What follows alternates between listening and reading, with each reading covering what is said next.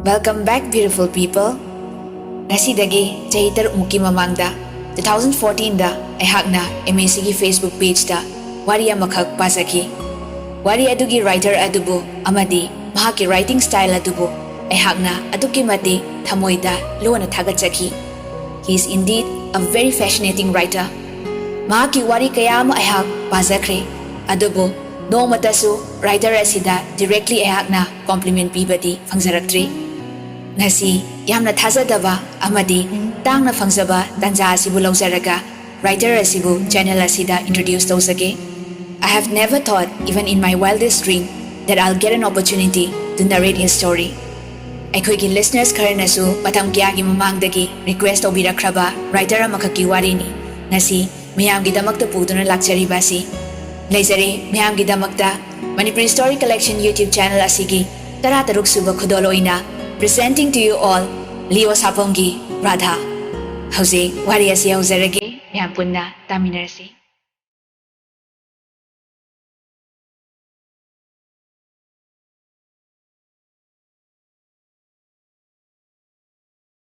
University da ahan bajat kadaban mitni Arun chatna bahaiduna loisali. Rasina ibungo nang butheng dribrane. Arun na chalani ima. Rasina sakti charoidro chakhoma matang warisu chakhodana. Arun na yarn da ima halaga sarge. Rasina phare gari do ningthina thauko. Arun chatke haiduna thoklai. Gari start tawduna chatke hek tawbaga karino ama ningsinglai. Gari start muthatuna ka manungda chensilai. Phamung manakta thamliba ningthizarabi satamadubu nungsini yengjai. Arun na dada girada dada ngasidagi university chatore nang leramko dada chatlukige. Photo aduda nungsina chuplamnaga Arun MU da lai. Arun mama mapagi mathanta poksaba masani. Ningba kairaba awabadana thallaba Arunni yam nungai yaifaba imungni gyan tai honaba kali graduation loiduna MU da master tawningli. Arun university oraduna class da changlai. Amarna hi khanglase ay Amar. Arunna oh ay Arun. Amarna kai college tamake. Arunna DM na tawre ado bye. Wangang baloidringay da noknokduna class manukda nupi ni changlapadu Arun na yenglui. Kuchu ngawbi samsangbi mangthana changlaklibi nupi adubu mamit kuptana yengduna lai. Arun na bye asi nupi si nang khangbra. Amar na khange Romila kawbane masakti hafit fazabani he. Arun mathanta murum soli. Romila Radha. Amar na kaidore murum soli dia. Arun na vai ai maga horen wari imta sanade yadre. Amar na kainom khalakwa malida. Arun na nate da vai kainom hange tawbani. Arun Romila da adum yengduna lay. Haukraba wari ama ningsinglai. Radha na dada nang yam phate ko. Arun na kaidoroge ina. Radha na nangdi nomata aingonda nungsi fazana haibidi ai yam sawi jani. Arun noklaga ha asibu wadona haige tawko ai nangbu nungsiye yam nungsiye Radha. Radha na as wait taramani. Arun na lamang sida kanana tadoino ado ngaikone midam to shalune. Radha na kaigino. Arun na wido shalose. Radha mamit ushanduna tumina phamduna lay. Radha gi chamna phazarabi maithong adubu Arun na mitpe ni yengzari. Arun na Radha gi laibakta nungsina chupiraga yare mitpango. Radha na kaigino mit ushalali dia. Arun na Radha gi khazaida haifet siktuna amuktang pe na yengi tawba. Radha na kadargi nupa haisini. Hoy bungo nongmadi nanakta lengdana leiradabani. Arun na ngaibe ang wadori dai ado noi tamodo yam sathi ko hayeng haijingpot ki asapot ko bizaruno. Radha nooga asibu wanina adudada karigumba ai sikradi nang kari tawne. Arun na Karino nang nahaydubo, adum nahaygano, pati. Radhana sum haibaneba saunu inung henung shiradana. Haukraba matamadubu ningsingduna class manungda Romilada yengna Arun gi mittagi pi tarai. Mamai lukthaduna mittagi tarakliba pi adubu tapna teitroksei. Nihaki matungda class loraduna mayam thoknarai. Arun Romilagi matung inaduna karigumba amadi hangningli. Adubu kaubusu amung ngamjade. Araiba thauna pumba puthokduna Romilada kauwi. Arunna amutang aibikoba. Monica na ekoi buro. Arunna karigumba amata hangjage. Ming amta khangjaba yagadra. Lanadi khanbinuko. Monica na aigina Monica magina Romila kai lerage. Arunna Romila se asing ming oibirabra. Romila na mani. Arunna kari lamdagi oibirabano. Romila na adu kupthana hangliba karigino ona matang sabada haijage. Asi haramlaga Romila Monica ga praprap chatkre. Arun mathwai nungaitana yengduna lehawi. Amarna vai nangdi thaunabo phatna leirine. Arunna vai maram amalai aina hanglibadugi. Amarna kari maramno. Arunna kona hairage chalasi vai.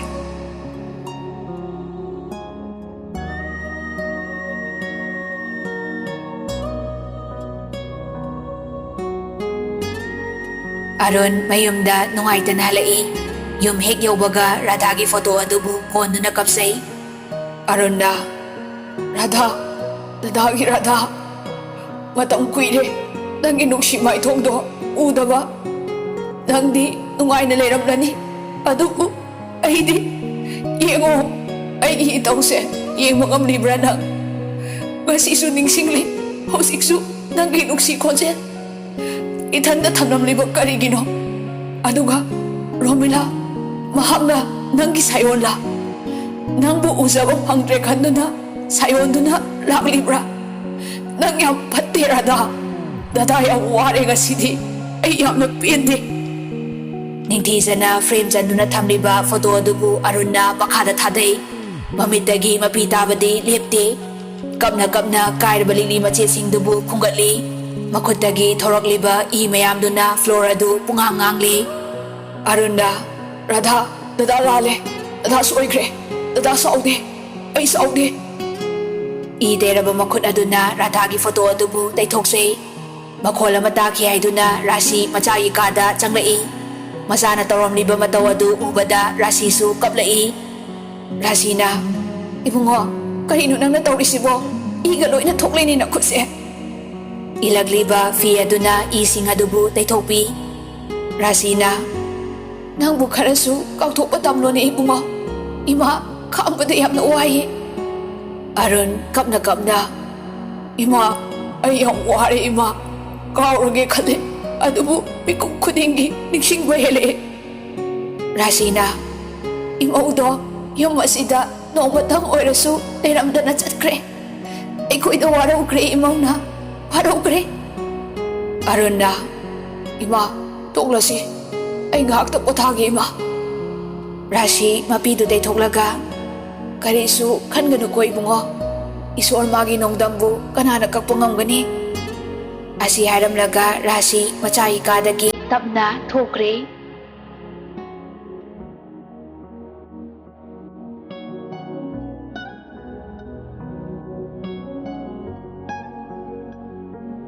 Somdana Romila University dagi halaglaga Suresh ka phone da shiwari kya sanari. Romila na o esai sahe kai tawbirige. Suresh na nangi edu khugaudo tawkanu yam saungninge station da lay aibudi. Romila na hoi kauzararoi ado ngasai university da aina class loiraga tholakpada nupa amakhakna aigi ming leifamga kupthana ba hangdana ga tawre sakta do nungsidadana kok he lakpa. Suresh na karan ga taradi hairo makok tu da maru manamjingene. Romila na magi khong do yam hainade ba ai. Suresh na Ay leringayda nangoda kanamtana hanna fog yengba yaroi. Romilana, adubudi nang laibagi ay nasautoksarini imunga. Suresh na, fare, thamo, ay thabo amta chalukige. Romilana, thamagi. Romila, masilmana ohonggi manungda iton-ton bini. Makoygi family, middle class ki family ni. Suresh ki imong manung yamna nungay. Suresh Manipur Police ki SI mo oina tabag tauri. Makoy ni khangnaba tha manga mo surakle.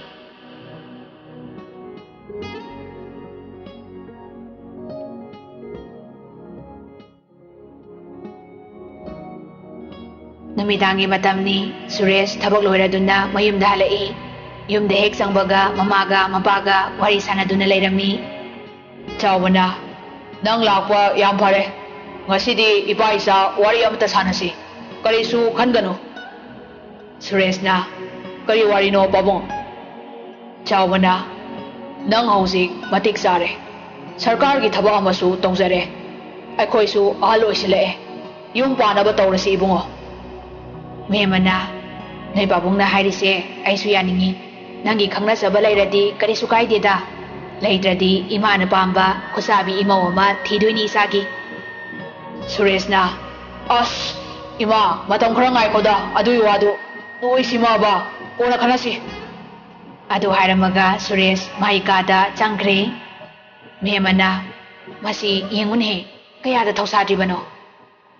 Chawbana, mama, masi gyan khara taba yarabani. Ai wa yam nganingde. Memana, ay phanaba gyan tana amta haizakige moi pabong. Chawbana, chahi khara sum hairingayda mabu lawai tangbana halani me. Adu ada khangde, ai imau pame ko mama.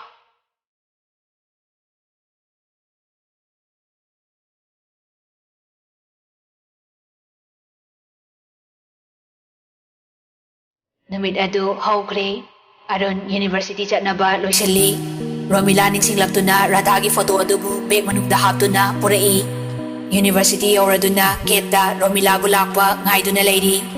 Amarsu laktuna makoy ani Romila lakpa ngaiduna wari sanari. Amarna, bye.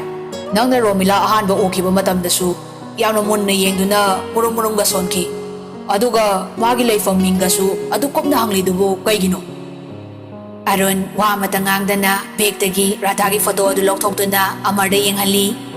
Amarna, Romilagi photo sidi nangonda kamaina leiriba. Yam thuna lawamina. Arun sorsang no hondoklaga. Romila nate, Radha ne bai. Aigi Radha ne. Amarna, karino hairisibo. Aibu gyana muta talo bai. Arun na, Amar, nungsijaba pamuzaba mana. Itanta thambiramne. Unsise, nungsidrabai. Amar chamamnana. Hairisibo, ai gyan tadribai. Arun na magi wari pumba Amarda lirammi. Wari singadu tabada Amar pungangangki. Amuksu yamna nungaizade kapningba phaurai. Arun nofet tauraga. Adubo, ai hinglibai. Mabu ningsingduna lairi. Amarna, bai, nangna waramgadabado ai khangi. Nangidamakta ai yam nungaite. Aduga Romilaga Radhaga sakchap manabasisu ai ngaktaba ngamde. Arunna, adugini aina hangliba mayamdo. Thamoisida hena dum awaba bire. Kuina urudraba saktamama amu uba phangsabagidi ai yam harawi bai. Amarna, bai, Romila di lakpulai. Romilana laklibadu Arunna lona yengsei. Arun gimitta laklibadu Radha oina uri. Asumna class manungdasu Arun Romilada yengduna talay. Arun gimatawadubu Romilana hinaramde. Sauningba paurami. Romilana, Monica, ngarang mingga hanglakpa nupase. Yam hainade aidi. Adum mo nagayenga kalayi. Monica na, aduni haisi. Ibema nangi nasaksida mayamse loy na ngaunari he. Romilana, taningde aidi hainataba na loire. Monica na, hende-hensela dine da Suresta haidoksi. Asomna class loira duna ngarangi adumna Arunga Amarga Romilagi tung inarai. Romilana sauningla duna chatlambadagi chaplepi Aduga phat onthoklaga noigise usitrira class asu adum yengaga lei yam disgusting oi. Arun ikaina warobigano sum khangnaba tinaba yagadra atopa wakal amada pubigre. Amarna marak thasilai akhoi bai Arun se. Amarna wangang baloidingaida Arunna amargi machindu mensili. Monica na mina uraga phasade nakhoi ngarang su inare aduga ngasi su amo matung manaw tawgano. Adu hairamnaga Romilaga Monicaga chatkhri. Arun mamay ngaksang ngangduna ikaiduna lehawi. Amarna bai chawai manai ko kari mata khena balaite iswar masu angakpani. Arunna bai aidi amuk hana yum palaroida hingliba haiduni aina Radha gi dama karisu tawba ngamkhide. Adubu ngasidi Romilaga thengnare magi damakta angam matengdi pangningi. Adubu upai leite. Radhana aibu harauna leiba pamnamgani. Adubu aigi awabagi ngamkhai leitre. Amarna bai nang yam khanjin male punsi haibasidi masi ngaktani nangi awabada aisu saru yagani nangse laibag yam thi ko bai. Arun noklaga ha ai karisu khande da bai magi asada magi wakalda hingani